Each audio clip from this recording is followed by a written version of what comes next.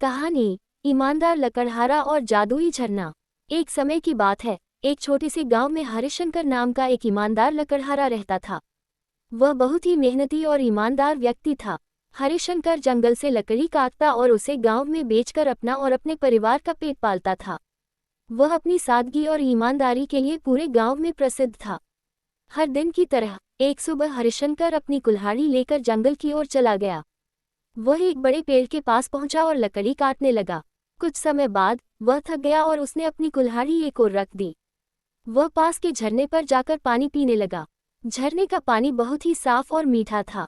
पानी पीकर जब वह वापस लौटा तो उसने देखा कि उसकी कुल्हाड़ी गायब थी। हरिशंकर बहुत परेशान हो गया। वह सोचने लगा, अब मैं क्या करूंगा? मेरी कुल्हाड़ी के बिना मैं लकड़ी कैसे काटूंगा और अपने परिवार का पेट कैसे पालूंगा? उसने चारों ओर देखा लेकिन कुल्हाड़ी कहीं नहीं मिली। तभी झरने से एक जलपरी प्रकट हुई। जलपरी ने हरिशंकर से पूछा, तुम इतने परेशान क्यों हो? हरिशंकर ने जलपरी को अपनी समस्या बताई। जलपरी ने उसे सांत्वना देते हुए कहा, चिंता मत करो, मैं तुम्हारी मदद करूंगी। इतना कहकर जलपरी झरने में समा गई और कुछ ही देर बाद सोने की कुल्हाड़ी लेकर प्रकट हुई। जलपरी ने सोने की कुल्हाड़ी हरिशंकर को दिखाते हुए पूछा, क्या ये तुम्हारी कुल्हाड़ी है? हरिशंकर ने ईमानदारी से जवाब दिया, नहीं, यह मेरी कुल्हाड़ी नहीं है। फिर जलपरी ने झरने में गोता लगाया और इस बार चांदी की कुल्हाड़ी लेकर आई। उसने फिर से पूछा, क्या ये तुम्हारी कुल्हाड़ी है? हरिशंकर ने फिर से कहा, नहीं, ये भी मेरी कुल्हाड़ी नहीं है।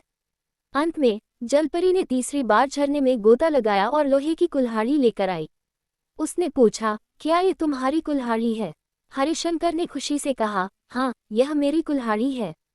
हरिशंकर की ईमानदारी देखकर जलपरी बहुत प्रसन्न हुई। उसने कहा, तुम बहुत ही ईमानदार व्यक्ति हो, इसलिए मैं तुम्हें तुम्हारी कुल्हाड़ी के साथ साथ यह सोने और चांदी की कुल्हाड़ी भी उपहार में देती हूँ। हरिशंकर ने जलपरी को धन्यवाद दिया और तीनों कुल्हाड़ियाँ लेकर घर लौट आया।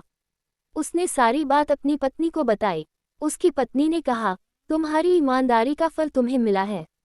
अब हमें और मेहनत करने की जरूरत नहीं पड़ेगी। इस घटना के बाद हरिशंकर ने अपने गांव के लोगों को भी ईमानदारी का महत्व समझाया। गांव के लोग उसकी कहानी से प्रेरित होकर और भी ईमानदार और मेहनती बन गए। धीरे धीरे गांव की हालत भी सुधर गई और हरिशंकर की ईमानदारी की कहानी दूर दूर तक फैल गई। इस कहानी से यह सीखने को मिलता है कि ईमानदारी का फल हमेशा मीठा होता है। चाहे स्थिति कैसी भी हो, हमें हमेशा ईमानदारी और सच्चाई का साथ देना चाहिए। जब हम सच्चे और ईमानदार होते हैं तो हमें अवश्य ही हमारे परिश्रम का फल मिलता है। नैतिक शिक्षा, ईमानदारी सबसे बड़ी संपत्ति है। सच्चे और ईमानदार व्यक्ति को कभी भी निराशा का सामना नहीं करना पड़ता। दोस्तों, अगर आपको ये कहानी पसंद आए हो तो कृपया मेरे चैनल को सब्सक्राइब करें, इसे लाइक और शेयर करें और मुझे कमेंट करके बताएं। धन्यवाद।